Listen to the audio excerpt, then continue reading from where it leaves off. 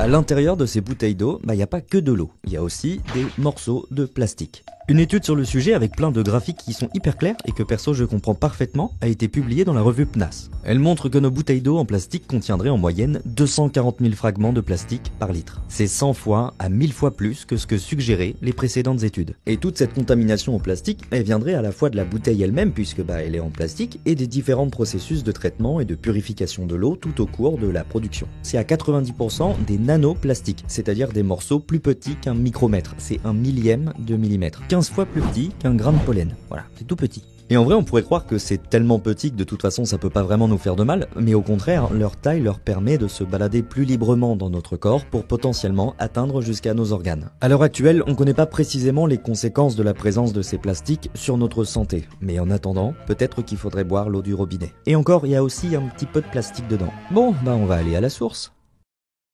Eh oui, revenons à la source.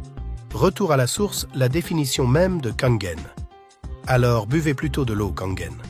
Contactez-nous. +33 607 91 45 78.